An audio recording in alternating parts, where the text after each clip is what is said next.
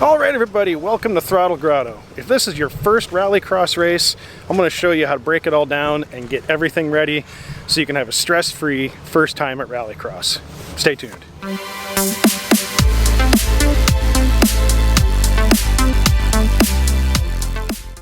Everybody, so we are here at Riverdale Raceway. Northwest Rally Association is putting on the first event of the season, and I'm here to teach you how to get ready for your first rallycross race.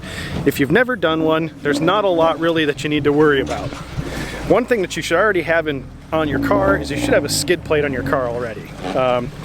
And if you don't, it's a good idea. Now, you can probably get away without it if your car has a pretty high ride height. But for rallycrosses here in the Northwest, it's really a good idea to have a skid plate. The next thing you need to worry about is getting a number on your car. I had these made out of a magnet material because I'm going to race a lot. If you're not racing frequently, you can just buy some vinyl numbers and stick them on your car for the time being. Some places will let you run with blue tape. Here in the Northwest, they're not allowing blue tape on the cars. You have to be prepared to not have blue tape. Next thing is you need a helmet. Make sure that your helmet meets the standards of the promoter. Most of the time Snell 2015 is what they're going for, but I think they'll let you go 10 years old. Check with your promoter and make sure that your helmet meets the regulations. There's actually a sticker inside the helmet that'll tell you what standard the helmet meets. And if you peel back the lining, you can actually see down there, this one's a 2010. So if it's good for 10 years or 15 years, depends on the promoter. Either way, I'm good for this year. I'll probably have to buy a new helmet, which I was planning on doing anyway. So the next part of your day is tech inspection. So let's head over to tech inspection and I'll show you what goes on at tech. It's not very complicated. Don't be worried. All right, so this is tech inspection. It's basically, you've got a group of people that are going to look over your car and make sure that it's safe to race. They're going to check stuff like the battery, they're going to check the wheels, make sure you don't have any loose wheel bearings. They're going to just check your car basically overall for safety. So one thing to remember about tech is make sure that you have some way to strap your battery down, whether it's a tie down strap, some zip ties, any of that kind of stuff. And they usually give you free stickers at tech for some reason. They're also going to do a sound check and make sure that your car is not too loud. A lot of places have sound restrictions that will, your car can't be over, I think it's 75 decibels. Don't quote me on that, but there's a certain sound volume that your car can't be over. If it is, you got to figure out a way to cut it down. So if you're running straight pipes, you probably want to put a muffler on before you head to the race. Alright, so I'm here with Alan, and he's doing actually the tech inspection. He's one of the guys that's doing a tech inspection here at Northwest Rally Association. He's going to talk just for a minute about the stuff that they're going to look at when you bring your car in for tech inspection. Okay, so mechanical things we're checking would be wheel bearings. Obviously make sure there's the right number of wheel bolts there. Check that the battery has the positive terminal covered. You can cover both if you want, that's what I do. Check that the throttle returns, brake pedal solid, seats are attached. Then stuff like make sure there's nothing loose rattling around the car. Plus, because this is the first event of the year, we're doing a sound check. So if you pass today, you're good for the rest of the season. But yeah, just make sure nobody's too noisy. Just making sure everyone's safe and quiet. Yeah. All right. Relatively quiet. There you go. Thanks. So there you go. That's everything you need to know to get through tech. Then you go check in at the registration tent, and we'll do that after we've been through tech. And then you're ready to race. Then it's time to go walk the course. All right. So now that you've got your tech inspection sheet, that means your car is good to compete. The next step is actually go check in at registration, which is usually a very quick and painless process now that you've already got tech out of the way. But you don't want to forget to do that, because that way they know you're racing. And then it's time to go walk the course. Don't skip the course walk, because that really gives you an idea of where you're going to be driving, the conditions you're going to be driving on, and just kind of the general overall course conditions. The most important things to look for are the gates and the cone and the pointer cones. So this one right here is a gate. You got two cones that are set kind of apart. You got to drive between them. Just beyond that is a pointer cone. So it's a cone laying down, pointing in one direction with a cone up next to it. And that tells you that you need to go around, that points the direction that you need to go around the cone. So you don't want to hit the cones because they cost you time every time you hit a cone.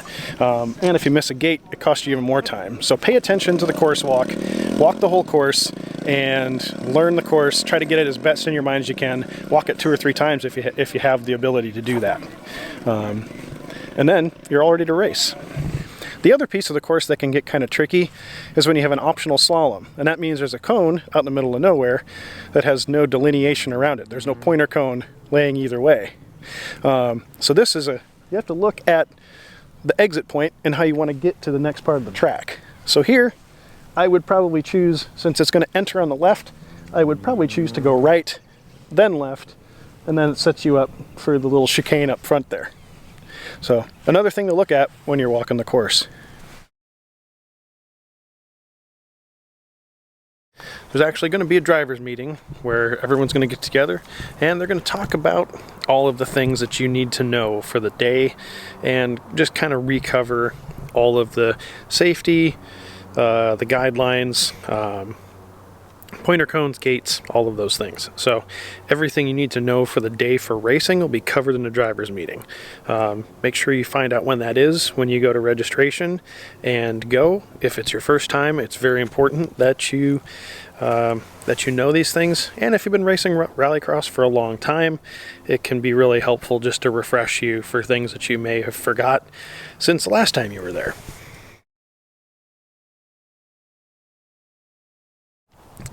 And then there's the parade lap. So before you go out and race, you'll get to drive the course at slow speed, probably 10 to 15 miles an hour, and you'll get to learn the course from the driver's seat of your car.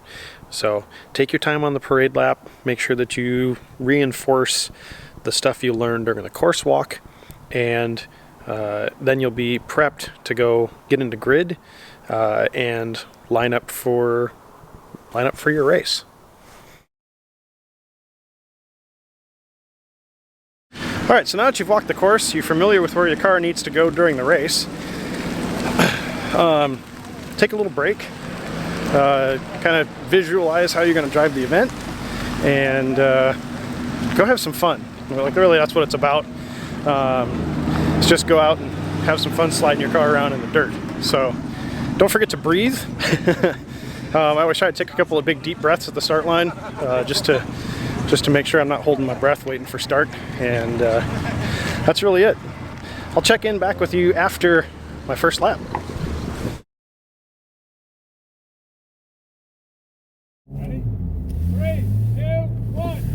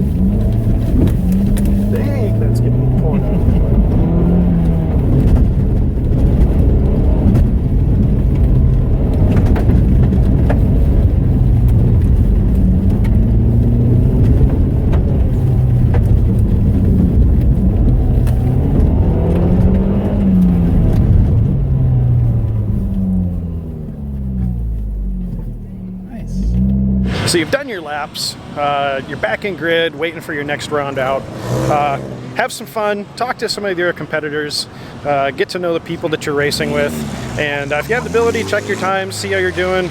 Ideally, your times are getting down and you're not hitting any cones. So that's pretty much all there is to rallycross. It's super simple to come out and do, and if you have the ability to come out and try it, I think you should give it a shot. So that's all there is to it. Until next time, get out there and work on something.